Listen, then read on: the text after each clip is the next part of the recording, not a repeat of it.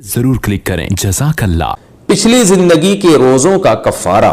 میں نے پچھلی زندگی کے بہت سارے روزے توڑے ہیں، تقریباً 13-14 سالوں کے. کیا مجھے ان سب کا کفارہ دینا ہوگا یا اس کا کوئی آسان طریقہ ہے؟ نوری صاحب دہلی سے. ہائے ہائے میرے بھائی، بالغ ہونے کے بعد آپ نے روزے توڑے، بہت بڑا جرم کیا.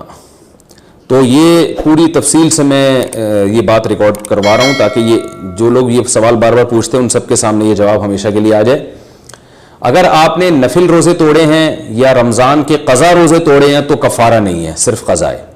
اور اگر رمضان کا فرض روزہ رمضان کے اندر ہی توڑا ہے، یعنی رمضان میں آپ نے روزہ رکھا اور رمضان کے اندر ہی وہ روزہ توڑ دیا، تو پھر دیکھیں گے بالغ ہونے سے پہلے جو توڑے ہیں تو وہ بھی معاف ہیں، بالغ ہونے کے بعد جو توڑے ہیں تو ان میں دیکھا جائے گا کہ توڑا کس طریقے سے آپ نے. اگر باقاعدہ کھانا کھا کے توڑا ہے یا آپ میرڈ تھے اور بیوی سے ہم بستری کر کے توڑا ہے تو کفارہ واجب ہے. اور اگر کسی اور طریقے سے توڑا ہے، جیسے ہے تو حیا کے خلاف بات، لیکن یہ مسئلہ بہت زیادہ ہمارے معاشرے میں کامن ہوتا جا رہا ہے، یعنی بعض نوجوان ہاتھ کے ذریعے اس طرح اپنی خواہش پوری کر لیتے ہیں.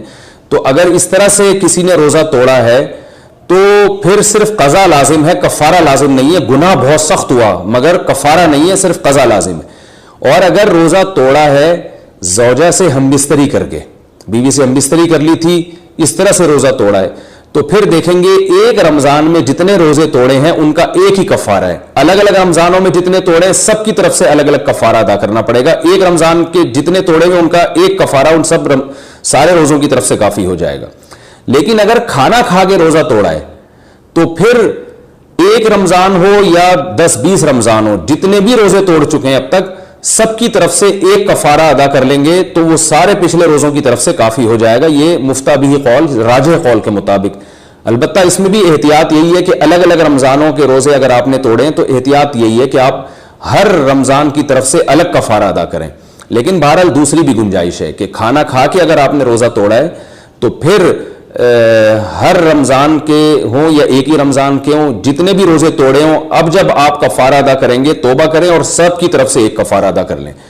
اور اگر بیوی سے ہم بستری کر کے روزہ توڑا ہے تو پھر ہر رمضان کے الگ الگ کفارہ آپ کو ادا کرنا پڑے گا. البتہ ایک ہی رمضان میں جتنے توڑے ہیں ان سب کی طرف سے ایک کفارہ کافی ہے. کفارے کا طریقہ کیا ہے کہ آپ 60 روزے لگاتار رکھیں. 60 روزے بہتر ہے کہ سردیوں میں رکھیں کیونکہ دن چھوٹے ہوتے ہیں، اس میں رکھنا آسان ہوتا ہے. تو 60 روزے آپ لگاتار رکھیں. اس دوران اگر بیمار ہو گئے یا کسی بھی وجہ سے ایک روزہ بھی چھوٹ گیا تو نئے سرے سے 60 روزے دوبارہ رکھنے پڑیں گے. آپ نے 59 روزے رکھ لیے اور ایک روزہ کسی وجہ سے آپ کا رہ گیا، بیمار ہو گئے یا کچھ بھی ہو گیا، چاہے شرعی عذر ہی ہو، تو بھی اب نئے سرے سے 60 روزے آپ کو 60 روزے آپ کو رکھنے پڑیں گے.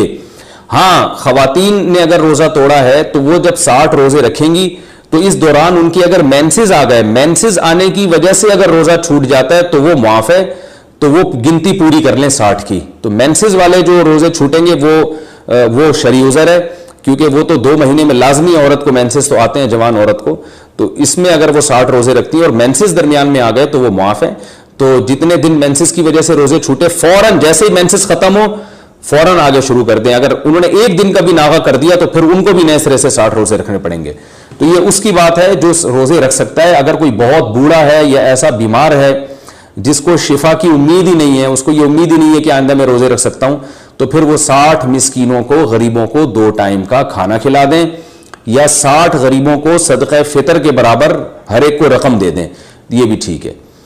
تو یہ ہے. اللہ تعالیٰ آپ کے اس توبہ کو قبول فرمائے اور یہ جلدی کر لیں، موت کا کوئی پتہ نہیں ہوتا کہ کب آئے گی. Thanks for watching. Don't forget to